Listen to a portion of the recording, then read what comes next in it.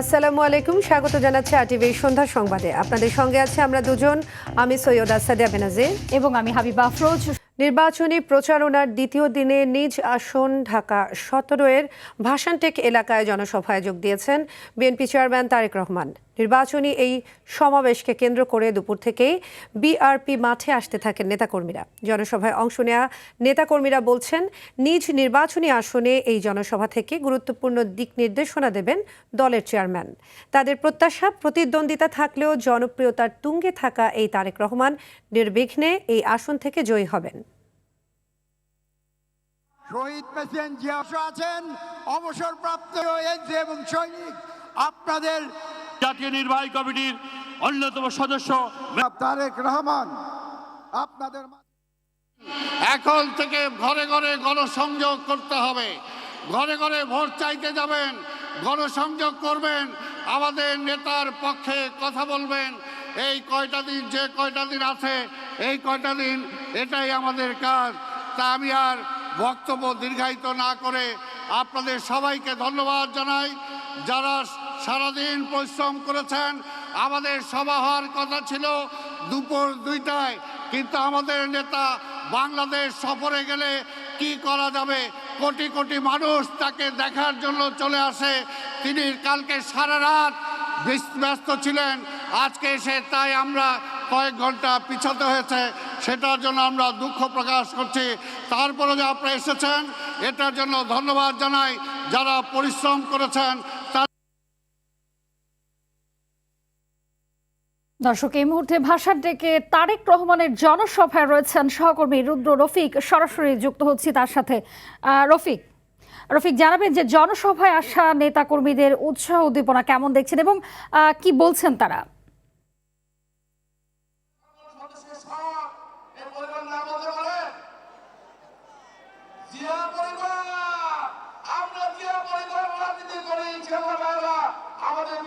হাবিবা, আসলে তারেক রহমান আজ প্রথম তার নির্বাচনী জনসভা করছেন তার নিজ আসনে, অর্থাৎ ঢাকা।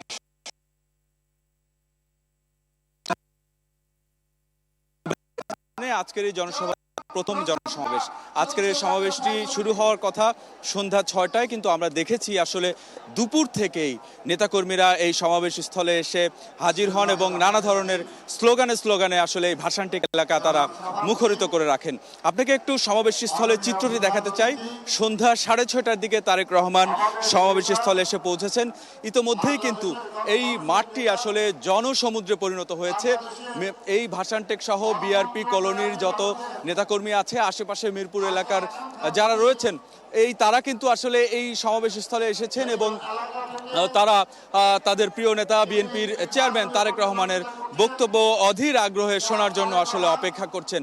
আপনি নিশ্চয়ই দেখছেন যে পুরো মাঠটি আসলে কানায় কানায় পূর্ণ হয়ে গেছে এবং মাঠের মধ্যে আসলে জায়গার সংকুলান না হওয়ায় মাঠের বাইরে আসলে তারা বক্তব্য শোনার অপেক্ষা করছে। এবং আপনি নিশ্চয়ই দেখছেন মাঠের পাশে যে উঁচু ভবনগুলো রয়েছে, সেই ভবনের ছাদে আসলে নেতাকর্মীরা তারা তাদের নেতা তারেক রহমানের বক্তব্য শোনার জন্য অপেক্ষা করছে।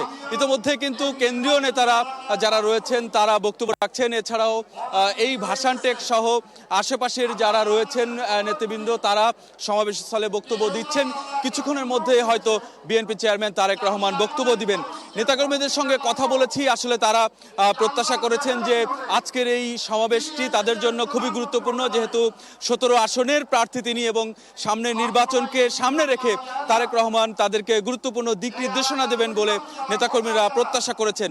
নেতাকর্মীরা আসলে বলছেন যে এই আসনে প্রতিদ্বন্দ্বিতা হলেও তারেক রহমানের যে জনপ্রিয়তা, সেই জনপ্রিয়তার সামনে আসলে কেউই টিকতে পারবে না। ত্রয়োদশ জাতীয় সংসদ নির্বাচনে অর্থাৎ 12ই ফেব্রুয়ারি বিপুল ভোটে আসলে তারেক রহমান জয়ী হবেন এই ঢাকা 17 আসন থেকে, সেই প্রত্যাশা করছেন নেতাকর্মীরা। হাবিবা। জি, ধন্যবাদ আপনাকে। দীর্ঘ 21 বছর পর আগামীকাল চট্টগ্রাম যাচ্ছেন বিএনপির চেয়ারম্যান তারেক রহমান। 25 জানুয়ারি চট্টগ্রামের ঐতিহাসিক পোলো গ্রাউন্ড মাঠের জনসভায় যোগ দিয়ে বক্তব্য দেবেন বিএনপির চেয়ারম্যান। দলের নেতারা আগমনের নগর জুড়ে উৎসবের আমেজ, উচ্ছ্বসিত দলীয় নেতাকর্মীরা থেকে শুরু করে সাধারণ সমর্থকরাও। রাজনীতির মাঠে এই সফরকে ঘিরে বাড়ছে প্রত্যাশা, উত্তাপ আর প্রস্তুতি। বিএনপির চেয়ারম্যানের এই আগমনে উৎসাহ উদ্দীপনা দেখা যাচ্ছে নেতাকর্মীদের মাঝে। আসন্ন নির্বাচন এবং চট্টগ্রামের উন্নয়ন প্রসঙ্গে গুরুত্বপূর্ণ বক্তব্য দেবেন এমনটাই প্রত্যাশা নেতাকর্মীদের।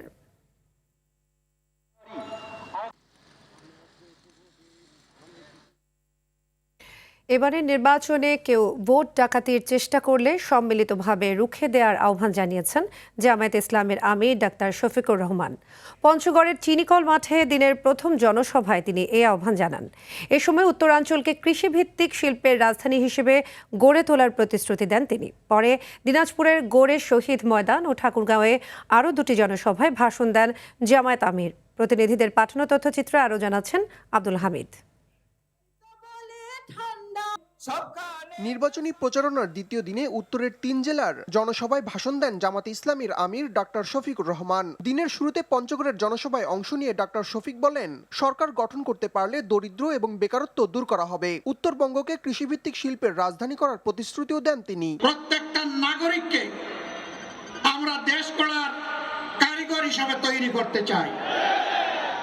গোটা উত্তরবঙ্গকে কৃষিভিত্তিক শিল্পের রাজধানী বানাতে চায়। দখলদারি, স্বৈরতন্ত্র বিদায় নিয়ে ন্যায় এবং ইনসাফ ভিত্তিক মানবিক বাংলাদেশ সৃষ্টি না হওয়া পর্যন্ত আমরা থামবো না, আমাদেরকে কেউ থামাতে পারবে না ইনশাআল্লাহ। এরপর দিনাজপুরের গোড়ে শহীদ ময়দানে আয়োজিত জনসভায় ভাষণ দেন জামায়াতের আমির। এ সময় এবারের নির্বাচনে সন্ত্রাস, জালিয়াতি ও ভোট ইঞ্জিনিয়ারিং রুখে দিতে সবার প্রতি আহ্বান জানান তিনি। কেউ আগামী নির্বাচনে সন্ত্রাস করবেন না, ভোট জালিয়াতির অথবা ইঞ্জিনিয়ারিং এর চিন্তা করবেন। সরকারি প্রশাসনে যারা আছেন তাদের প্রতি আমাদের অনুরোধ। দিনাজপুর থেকে ঠাকুরগাঁয়ে যান ডাক্তার শফিকুর রহমান। সেখানে সরকারি বালক উচ্চ বিদ্যালয়ের বড় মাঠে জনসভায় বলেন, ক্ষমতায় গেলে জনপ্রতিনিধিদের নিয়ে দুর্নীতি বিরোধী অবস্থান, স্বাধীন বিচার বিভাগ এবং রাষ্ট্র সংস্কারের আলোকে দেশ গড়বে জামাত। সংস্কারের সকল প্রস্তাব গণভোটে দেওয়া হয়েছে, সেই গণভোটে হা দিয়ে গণভোটকে পাস করেন। আপনারা গণভোটে হা দেবেন। অপশাসনের কারণে উত্তরাঞ্চলের প্রকৃত উন্নয়ন হয়নি অভিযোগ করে অবহেলিত অঞ্চলটির চিকিৎসা, শিক্ষা, বাণিজ্য সহ নানা খাতে উন্নয়নের প্রতিশ্রুতিও দেন জামাত আমির। কোনো একক দলের কোনো শাসন আমরা চাই না। আগামীকাল রংপুরে আবু সাইদের কবর জিয়ারত করবেন ডক্টর শফিকুর রহমান। এরপর তিনি গাইবান্ধা, বগুড়া, সিরাজগঞ্জ ও পাবনায় নির্বাচনী জনসভায় যোগদান শেষে ঢাকায় ফিরবেন। আব্দুল হামিদ, RTV।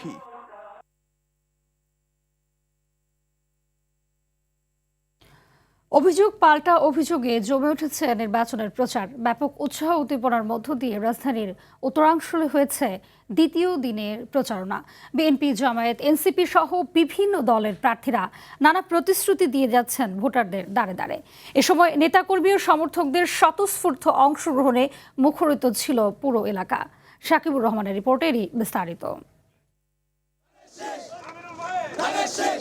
উৎসব মুখর প্রচারের মধ্য দিয়ে শুরু হয়েছে নির্বাচনী হাওয়া। বিভিন্ন মার্কায় ভোট চেয়ে স্লোগানে স্লোগানে মুখর রাজধানীর উত্তরাংশ।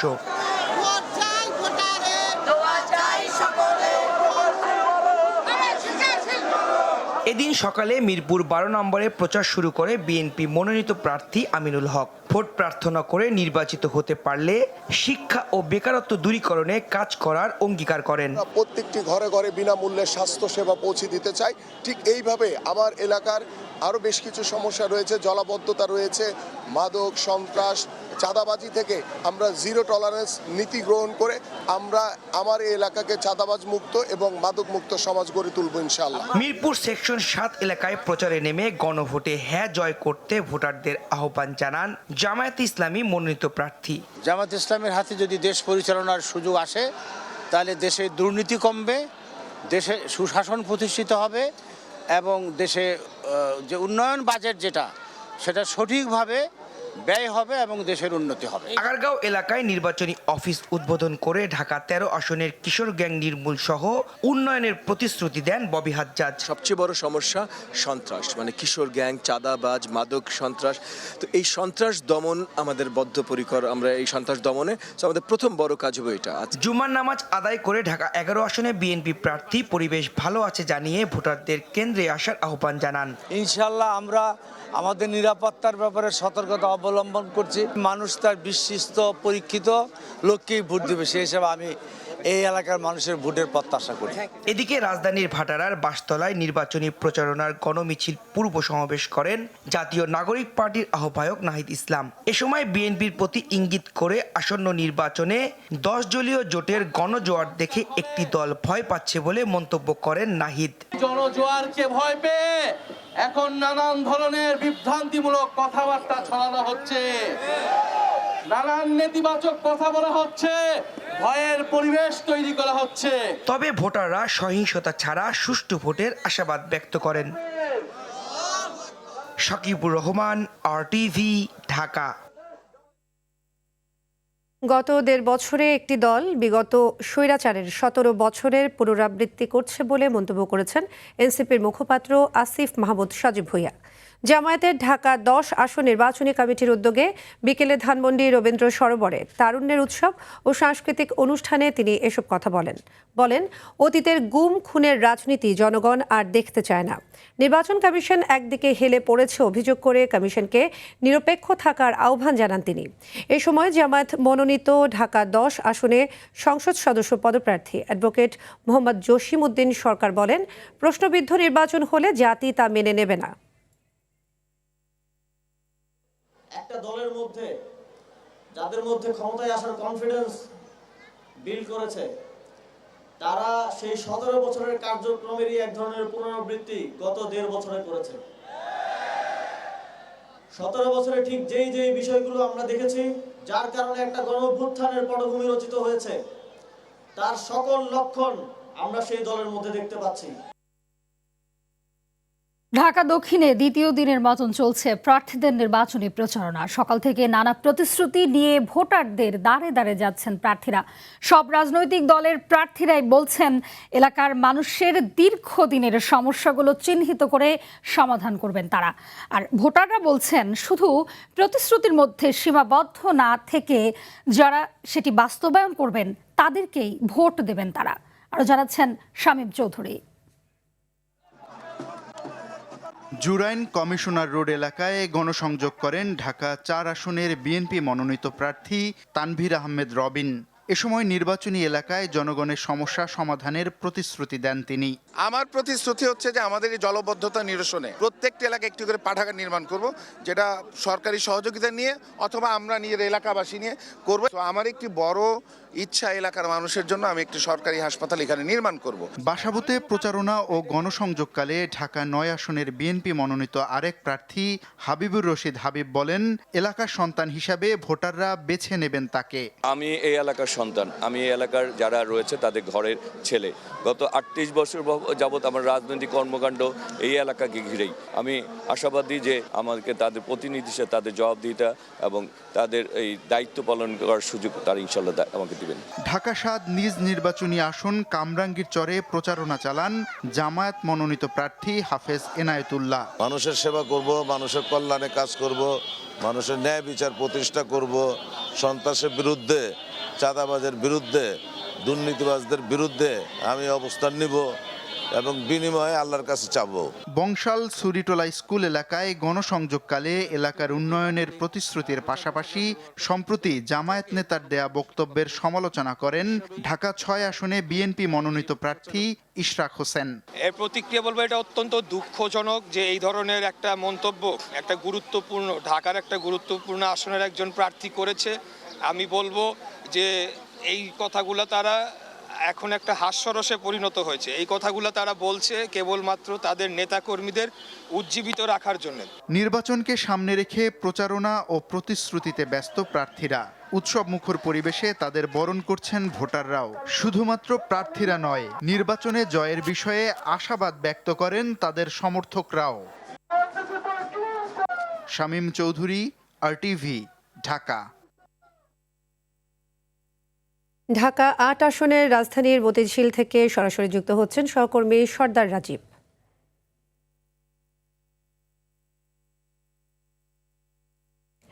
রাজীব, প্রথমে আমাদের জানাবেন এই আসনে কতজন প্রার্থী এবং তারা কারা, এবং প্রার্থীদের প্রচারণা কেমন দেখছেন, ভোটাররা প্রার্থীদের বিষয় কি বলছেন, সব মিলিয়ে জানাবেন।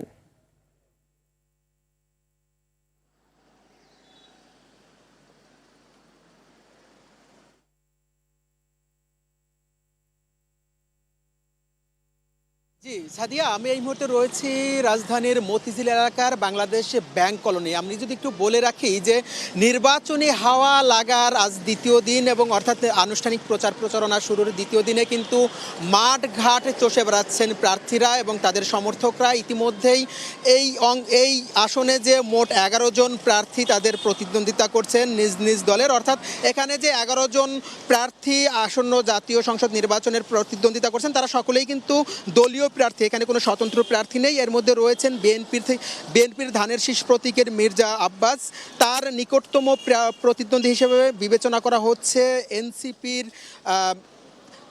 এনসিপির শাপলাকলি প্রতীকের নাসিরউদ্দিন পাটোয়ারি। এছাড়াও এখানে নির্বাচনে প্রতিদ্বন্দ্বিতা করছেন গণ অধিকার পরিষদের ট্রাক প্রতীকে আলোচিত মডেল মেঘনা আলম, সেই সাথে রয়েছেন জাতীয় পার্টির লাঙ্গুল প্রতীকের জুবায়ের আলম, রয়েছেন সিপিবির কাস্তে প্রতীকে ত্রিদীপ সাহা সহ মোট 11 জন প্রার্থী। আমি যদি বলে রাখি যে বাংলাদেশের রাজধানী হিসেবে যদি আপনি ঢাকাকে বিবেচনা করেন তাহলে ঢাকার রাজধানী হিসেবে বিবেচনা করা হয় এই ঢাকা 8 আসনকে, কেননা এই ঢাকা 8 আসনের মধ্যেই কিন্তু রয়েছে পল্টন, মতিঝিলের মতো গুরুত্বপূর্ণ বাণিজ্যিক এলাকা, যার কারণে অন্যান্য আসনের থেকে এই আসনটির নির্বাচনী আমেজ, নির্বাচনী উৎসব এবং নির্বাচনী উত্তাপ এমনিতেই বেশি থাকবে, এমনটাই কিন্তু এখানকার ভোটার এবং সাধারণ মানুষ বলছেন। আমরা একাধিক নাগরিক এবং ভোটারের সঙ্গে কথা বলছি, তারা যেটি বলছেন যে যেহেতু এটি বাণিজ্যিক এলাকা তাই এইখানে কিন্তু স্থানীয়ভাবে বা নির্দিষ্টভাবে আবাসিক এলাকা হিসেবে কোনো জায়গা বিবেচনা করা নেই, তাই যাতে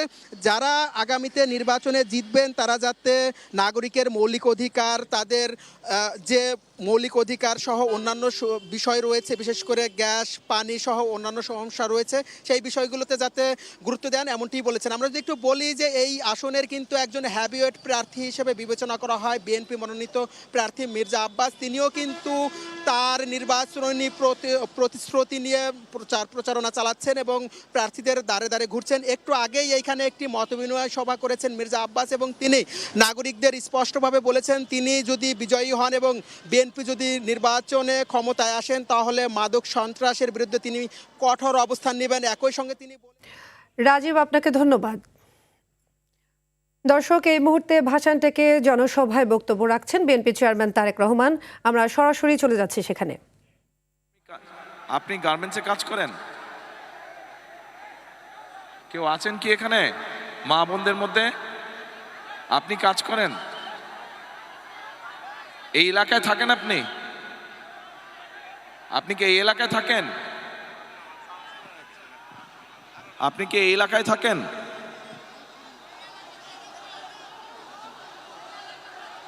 মা বোনদের মধ্যে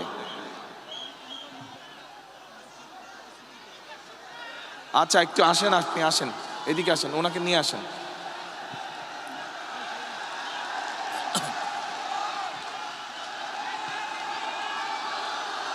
আচ্ছা দাঁড়ান, 1 মিনিট, কথা শুনতে হবে। আমার এখান থেকে একজন মানুষকে দরকার, পুরুষ মানুষ, এই এলাকায় বহু বছর যাবৎ বসবাস। এই তো কথা না শুনলে তো হবে না, স্লোগান দিলে হবে না, তো চুপ করতে হবে। আস্তে আস্তে আস্তে আস্তে। এইখানে পিছন দিকে, এখানে সামনে সব ইয়াং ছেলেমেয়েরা, একটু পেছন দিকে অনেক দিন ধরে এই এলাকায় আছেন, কোনো একটি পেশার সাথে জড়িত আছেন, দিনমজুর হতে পারেন, রিক্সা চালকও হতে পারেন, ভ্যান চালকও হতে পারেন, গার্মেন্টসে কাজ করতে পারেন, ক্ষুদ্র মুদির দোকান মালিক হতে পারেন। এরকম একজন মানুষ দরকার আমার, যে এই এলাকায় থাকেন। কে আছে দেখো তো, এরকম কে আছে? যেরকম বললাম, আপনি তো আমাদের দলের সাথে যুক্ত না, আপনাকে না, আমার সাধারণ মানুষ দরকার। সাধারণ মানুষের মধ্যে থেকে দল করেন এরকম মানুষ।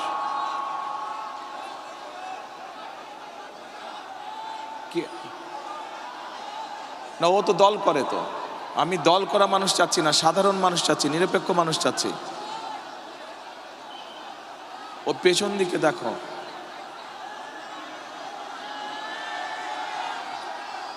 একটু মধ্যবয়সী, মাঝবয়সী মানুষ চাচ্ছি। আপনি এই যে 2 হাত নাড়ছেন, সাদা ফোন হাতে, আপনি কি করেন? আসেন দেখি, এদিকে আসেন। ওই যে হলুদ রঙের পাঞ্জাবি পরা বোধহয়, এই যে বিজিবি সদস্য, আপনার পিছনে দেখেন একজন মানুষ আছে। হ্যাঁ, আপনার পিছনে ওই যে না ওই যে পিছনে 2 হাত উঁচিয়েছে, 2 হাত, রাইট, না next to him, behind him, এই যে, না এই রাইটে, হ্যাঁ এই যে, হ্যাঁ পুলিশ সদস্য যে হাত ধরেছে, পুলিশ সদস্য যার হাত ধরেছে, রাইট, আপনি আসেন তো ভাই, হ্যাঁ রাইট, ওই যে পুলিশ সদস্য যার হাত ধরেছে উনি কই যে, আসেন আপা এদিকে আসেন। আপনি কি দল করেন? না দল করলে হবে না, সাধারণ মানুষ দরকার। বসেন আপনি, আচ্ছা ঠিক আছে বসেন, এদিকে আসেন, একটা চেয়ার দাও তো, দাঁড়ান, একটা চেয়ার দাও, আচ্ছা ঠিক আছে একটা চেয়ার এখানে বসেন আপনি। আরে বাবা পাগল হচ্ছে, না এখন না, পরে এখন ছবি না। আচ্ছা বোন এখানে বসেন, এই চেয়ারটাতে বসেন। আচ্ছা ওই মানুষটা কোথায়? আরেকজনকে ডাকলাম যে, আরে আসলো না, ওখানে আটকে আছে কেন? এনায় তুমি গেলা তো,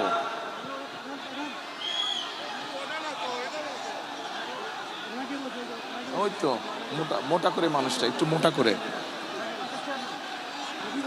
এই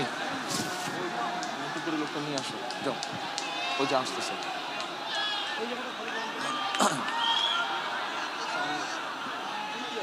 আচ্ছা এখন আমার একজন ছাত্র দরকার, ঢাকা বিশ্ববিদ্যালয় বা কোনো জায়গায় পড়ে, ছাত্র দরকার, কিন্তু অনেক দিন এই এলাকায় থাকে, একজন ছাত্র দরকার। কে আছে? রানিং স্টুডেন্ট হতে হবে, রানিং স্টুডেন্ট, হাত তুলতে হবে, হাত তুলে আমি একজনকে পিক করে নিচ্ছি। রানিং স্টুডেন্ট, ঢাকা বিশ্ববিদ্যালয় বা ঢাকা কলেজ বা কোথাও পড়ে, স্টুডেন্ট হতে হবে, রানিং স্টুডেন্ট। আচ্ছা এই এলাকার ভোটার হতে হবে, এই এলাকার ভোটার, হ্যাঁ আচ্ছা আসো, আচ্ছা আসো, আসো, হ্যাঁ কে ভোটার না? ও ভোটার না, আপনি এখানকার ভোটার না? দর্শক, আমরা দেখছিলাম তারেক রহমানের জনসভার কিছু অংশ। আমরা পরবর্তীতে আবারও সেখানে যোগ দেব। আজাদির বাংলাদেশ প্রতিষ্ঠায় শাপলাকলিতে ভোট দেওয়ার আহ্বান জানিয়েছেন এনসিপির মুখ্য সংগঠক এবং কুমিল্লা 4 আসনে জামায়াত জোটের মনোনীত প্রার্থী হাসনাত আব্দুল্লাহ। সকালে কুমিল্লার দেবিদ্বার উপজেলার ভিংলাবাড়িতে উঠান বৈঠকে তিনি একথা বলেন। এ সময় তিনি আরও বলেন, এবারে নির্বাচনে জনগণ ঋণ খেলাপি, দুর্নীতিবাজ, অর্থ আত্মসাৎকারীদের বর্জন করবে, আর পরিবর্তনের লক্ষ্যে মানুষ ঐক্যবদ্ধ হবে বলেও আশা প্রকাশ করেন তিনি। পরে উপজেলা সদরের নিউ মার্কেট এলাকায় প্রচার চালান তিনি। এনসিপি ও জেলা জামায়াতের নেতারা এ সময় উপস্থিত ছিলেন।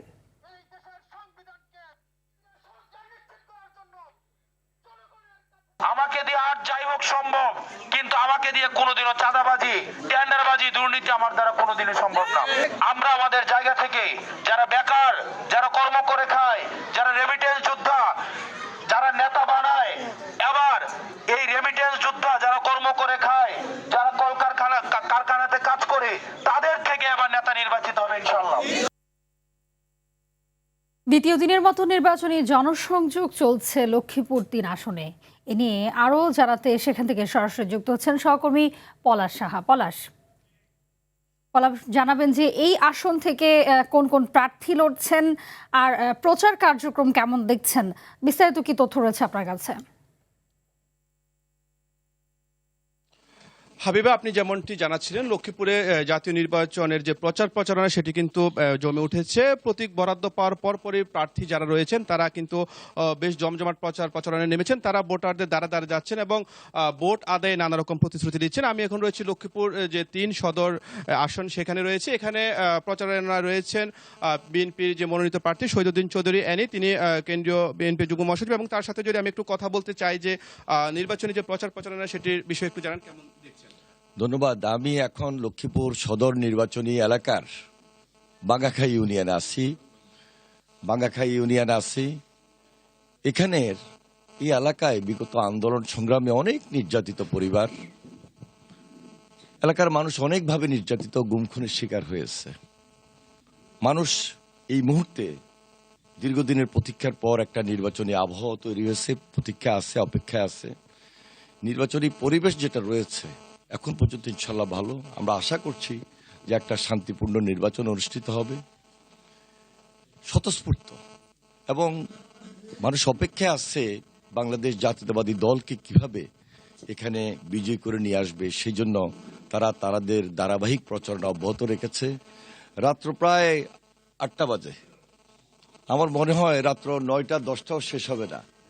আমাদের মা বোনরা যেখানে যাচ্ছেন, যেখানে আছেন সেখানে যাচ্ছি, কথা বলছি, মুরব্বীরা আছেন, আমাদের সাধারণ মানুষ আছেন, কথা বলছি। তা আমরা প্রকৃতপক্ষে এমন একটা নির্বাচনের দিকে যাচ্ছি যেই নির্বাচনটার মধ্য দিয়ে এই দেশে আমাদের ভাগ্য নির্ধারণ হবে, আমাদের আশা আকাঙ্ক্ষা প্রত্যাশার জায়গা পূরণ হবে। মানুষের ধারে ধারে একটাই বক্তব্য সবার কাছে, সবাই চান, আবদার করেন যে আমাদের দীর্ঘদিন এই এলাকা উন্নয়ন হয় নাই, রাস্তা দরকার, ব্রিজ দরকার, কালভার্ট দরকার, স্কুল কলেজ মাদ্রাসা অনেক কিছুর উন্নয়ন প্রয়োজন।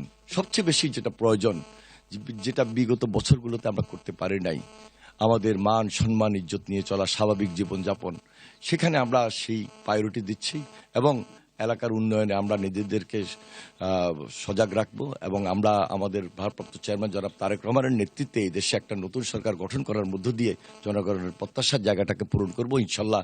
শুধু এই বাঙ্গাখাই ইউনিয়ন না, লক্ষ্মীপুর সদর 3 নির্বাচনী এলাকায় প্রান্তরে বিভিন্ন জায়গায় বিভিন্ন স্থানে যেন উন্নয়নের যাত্রা আমরা অব্যাহত রাখতে পারি, উন্নয়ন দোরগোড়ায় আমরা পৌঁছে দিতে পারি। সেই প্রতিশ্রুতি হয়তো আমাকে কোনো কোনো জায়গায় ব্যক্ত করতে হচ্ছে, তবে প্রত্যাশা এত বেশি, আমি জানি না, আমি হয়তো ভয়ে আছি যে এত কাজ, এত রাস্তাঘাটের উন্নয়ন আমি শেষ পর্যন্ত করতে পারবো কিনা। তারপরও আমার আশার জায়গাটা সেখানে। তারেক রহমান, আমরা একসঙ্গে রাজনীতি করেছি, আন্দোলন সংগ্রাম করছি ওনার নেতৃত্বে, বেগম খালেদা জিয়ার নেতৃত্বে আন্দোলন সংগ্রাম করে এই পর্যায়ে এসেছি। আমার বিশ্বাস তারেক রহমানের কাছে কোনো আবদার যদি আমি করি সেটা তিনি প্রত্যাখ্যান করবেন না, উপেক্ষা করবেন না। ইনশাল্লাহ আমি আশাবাদী যে আমাদের এই লক্ষ্মীপুরে একটা সুষ্ঠু নির্বাচন হবে, যে নির্বাচনে আমরা সরকারকে সর্বোচ্চ সহযোগিতা করছি এবং করব, এবং আমরা সাংঘর্ষিক কোনো ধরনের কোনো পরিস্থিতি তৈরি হোক এটা কোনোভাবে আমরা কামনা করি না।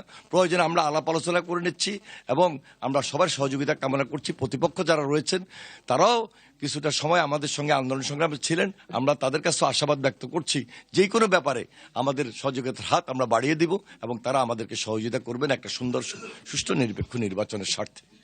হাবিবা, যেমনটি শুনছিলেন যে আসলে এখানকার যারাই প্রার্থী রয়েছেন তারাই আসলে এভাবে তারা প্রচার প্রচারণা চালাচ্ছেন, ভোটারদের দ্বারা যাচ্ছেন। তবে ভোটার যারা রয়েছেন তাদের সাথে আমি কথা বলছি, তারা বলছেন যে তারা এমন প্রার্থীকে তারা নির্বাচিত করবেন যারা যে নির্বাচনে নির্বাচিত হয়ে এলাকার উন্নয়নে কাজ করবেন। হাবিবা। জি, ধন্যবাদ আপনাকে। গণভোটে পরাজিত শক্তি ও ফ্যাসিবাদের সহযোগীরা গণভোটে হ্যাঁ এর বিরুদ্ধে এমন মন্তব্য করেছেন স্থানীয় সরকার পল্লী উন্নয়ন ও সমবায়ের উপদেষ্টা আদিলুর রহমান খান। রংপুরে জুলাই অভ্যুত্থানের শহীদদের স্মরণে স্থাপিত স্মৃতিস্তম্ভে পুষ্পার্ঘ্য অর্পণ করে তিনি এসব কথা বলেন। এ সময় তিনি আরও বলেন, গণভোট ও জাতীয় সংসদ নির্বাচন সুষ্ঠু, শান্তিপূর্ণ ও উৎসবমুখর হবে।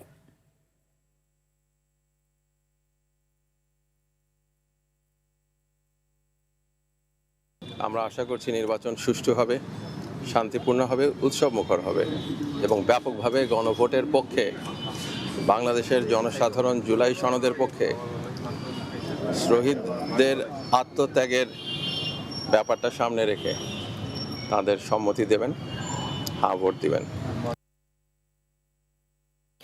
হ্যাঁ ভোট দিলে দেশে আর স্বৈরাচার, অনাচার ও অত্যাচার ফিরে আসবে না বলে জানিয়েছেন প্রধান উপদেষ্টার প্রেস সচিব শফিকুল আলম। সকালে ঢাকার ধামরাই উপজেলার বাটুলিয়া এলাকায় বুচাই পাগলার মাজার পরিদর্শন শেষে সাংবাদিকদের সঙ্গে আলাপকালে তিনি এসব কথা বলেন। এ সময় তিনি আরও বলেন, সারা দেশে গণভোটে হ্যাঁ এর পক্ষে জনমতের জোয়ার দেখা যাচ্ছে। এই ভোটে নাগরিক অধিকার নিশ্চিত হওয়ার পাশাপাশি ন্যায়ভিত্তিক শাসন ব্যবস্থা প্রতিষ্ঠা হবে বলেও আশা প্রকাশ করেন শফিকুল আলম। স্থানীয় প্রশাসনের কর্মকর্তারা এ সময় উপস্থিত ছিলেন।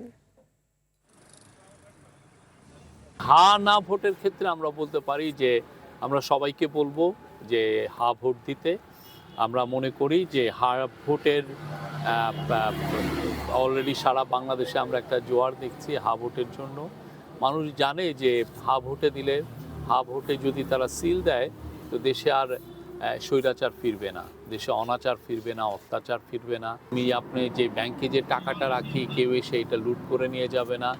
মধ্যস্বত্বভোগীদের দৌরাত্ম্যে ভরা মৌসুমেও বাজারে বাড়তি সবজির দাম। আমদানি ভরপুর থাকলেও প্রায় সব ধরনের শীতের সবজির দামই চড়া। ব্যবসায়ীরা জানান সরবরাহ কিছুটা কম হওয়ায় দাম কিছুটা বাড়তি। রাজধানীর কারণ বাজারে এমন পরিস্থিতি চোখে পড়ে। ইলিশের দাম বাড়তি হলেও ডিম, আলু, পেঁয়াজের দাম অনেকটা হাতের নাগালে।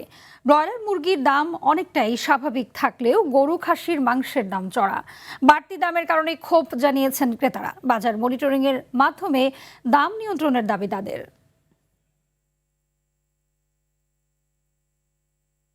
হিন্দু ধর্মাবলম্বীদের অন্যতম ধর্মীয় উৎসব সরস্বতী পূজা আজ। আরাধনা হচ্ছে বিদ্যাদেবীর সরস্বতীর। ভক্তদের বিশ্বাস, দেবীর বাহন রাজহংসের পিঠে চেপে অনুসারীদের মধ্যে বিদ্যা, কলা, বাণী ছড়িয়ে দিতে আসেন মর্তলোকে। সকালে নানা আচারে প্রতিমা স্থাপন করেন পুণ্যার্থীরা। পুষ্পাঞ্জলির মধ্য দিয়ে দিনের আনুষ্ঠানিকতা শুরু হয়। রমনা, ঢাকা বিশ্ববিদ্যালয়ের জগন্নাথ হল সহ রাজধানীর বিভিন্ন শিক্ষা প্রতিষ্ঠানে উদযাপন হচ্ছে শীত সরস্বতী দেবীর পূজা। আমি যেন পড়াশোনা করতে। সাহসী লড়াইয়ের লক্ষ্য ছড়িয়ে স্লোগানে স্কয়ার টয়লেট্রিজের বার্ষিক বিক্রয় সম্মেলন 2026 অনুষ্ঠিত হয়েছে। সকালে কক্সবাজারের হোটেল সি প্যালেসে সম্মেলনের উদ্বোধন করেন কোম্পানির ব্যবস্থাপনা পরিচালক অঞ্জন চৌধুরী। এ সময় স্কয়ারের বিভিন্ন ব্র্যান্ডের একাধিক নতুন পণ্য লঞ্চ করা হয়, যার এর মধ্যে ছিল Meril serum soap, white plus baking soda, toothpaste, Maya ও রিভাইভ ব্র্যান্ডের নতুন স্কিন ও হেয়ার কেয়ারের মতন প্রোডাক্ট। তবে অনুষ্ঠানে আকর্ষণ ছিল মেরিল পেট্রোলিয়াম জেলির ব্র্যান্ড অ্যাম্বাসেডর সাকিব খানের উপস্থিতি। 3 দিন ব্যাপী নানা কার্যক্রম শেষে সেরা বিক্রয় কর্মীদের মাঝে পুরস্কার বিতরণ করা হয়। দর্শক, জমে উঠেছে ত্রয়োদশ জাতীয় সংসদ নির্বাচন। আলোচনার ঝড় উঠছে চায়ের কাপে। সেই তর্ক বিতর্ক, আলোচনা, সমালোচনা তুলে আনতেই আমাদের এবারের আয়োজন হ্যাপি কাউ প্রেজেন্টস চায়ের আড্ডায় নির্বাচন।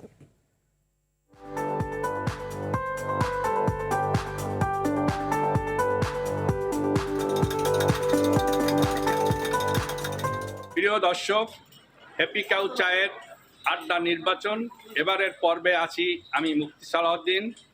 জাতীয় সংসদ নির্বাচনের দিন যতই ঘনিয়ে আসছে ততই চায়ের আড্ডায় জমে উঠছে আলোচনা ও সমালোচনা। এ নিয়ে আমি উপস্থিত হয়েছি পটুয়াখালী সদর, মির্জাগঞ্জ ও দুমকি উপজেলা নিয়ে গঠিত পটুয়াখালী 1 আসনে। এলো instant milk powder happy cow, যেমন সাশ্রয়ী তেমনি পুষ্টিগুণে ভরপুর। হ্যাপি কাউ, গরুর দুধের স্বাদ সবাই পাক।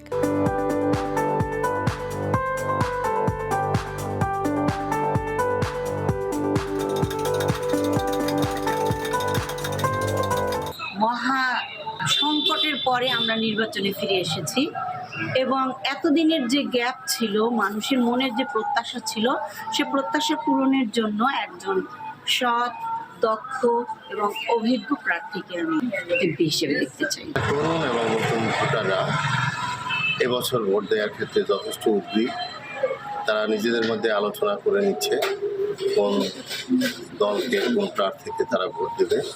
সবচেয়ে যোগ্যতা এবং সততা যার ভিতরে আছে, আমি এমন প্রার্থী করতে আমি মূল্যায়ন করছি। আগামী 12ই ফেব্রুয়ারির নিরপেক্ষ নির্বাচনের মাধ্যমে আমরা আমাদের যোগ্য প্রার্থীকে নির্বাচনে ভোট দিয়ে জয়যুক্ত করতে পারবো ইনশাআল্লাহ। জনগণ সঠিকভাবে 12ই ফেব্রুয়ারি তাদের নিজের ভোট নিজে দিতে পারে, তাহলে অবশ্যই গণতন্ত্র ফিরিয়ে আনা সম্ভব। হ্যাপি কাউ চায়ের আড্ডার নির্বাচন আজ এ পর্যন্তই। সকল নির্বাচনী বার্তা পেতে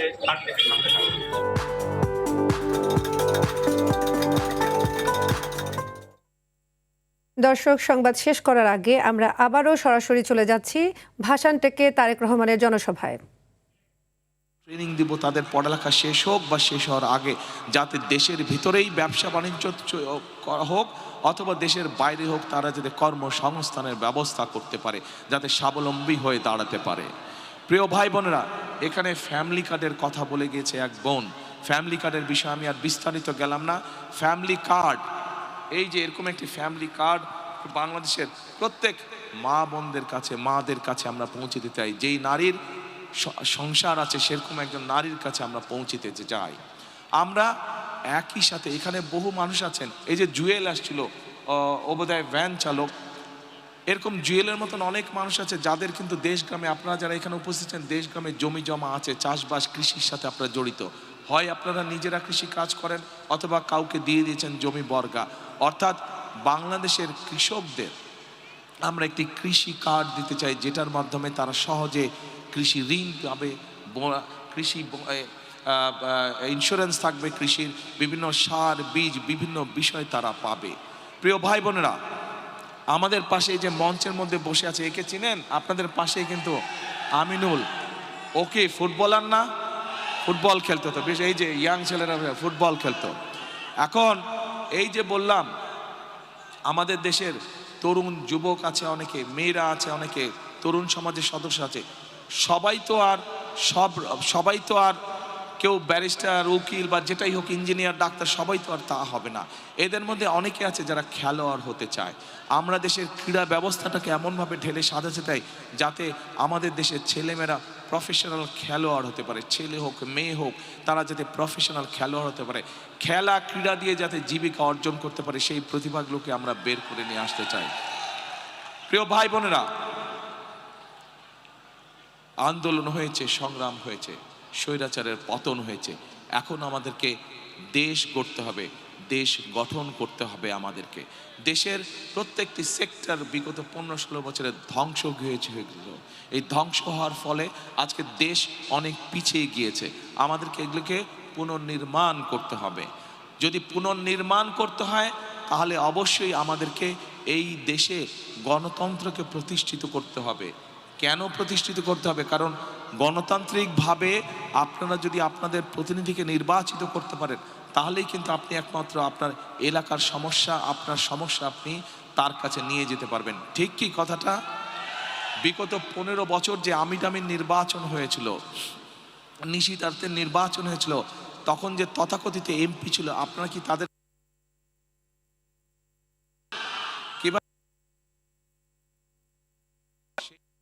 আচ্ছা আপনাদের এলাকার সমস্যা নিয়ে যেতে পেরেছেন কি ভাই? যেতে পেরেছিলেন এলাকার সমস্যা নিয়ে?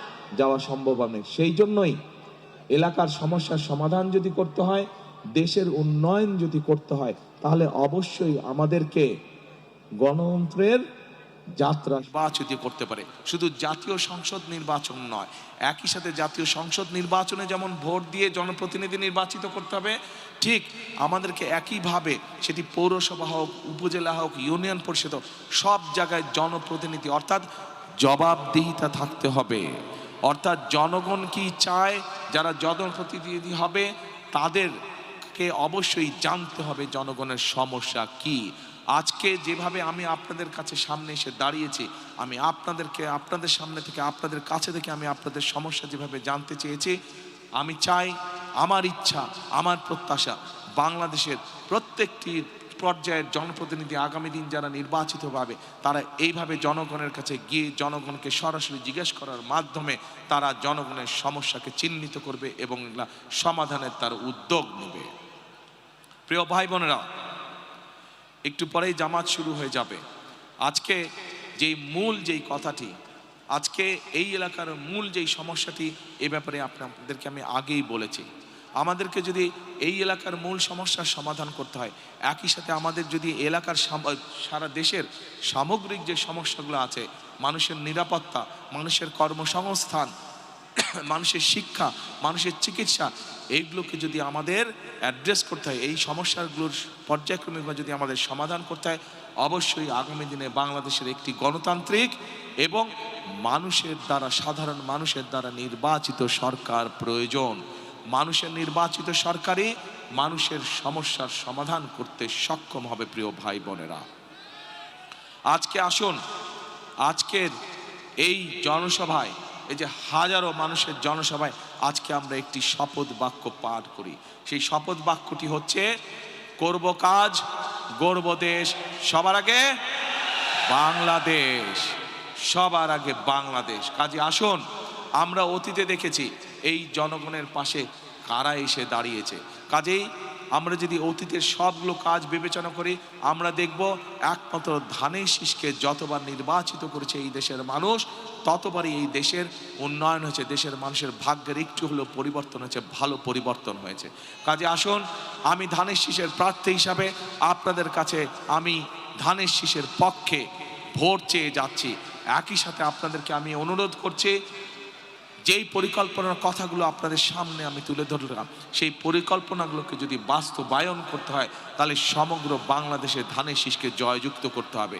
এবং ভাষান্তেকবাসীর আত্মীয় স্বজন, বন্ধু বান্ধব, পরিচিত জন সারা বাংলাদেশে ছড়িয়ে ছিটিয়ে আছে।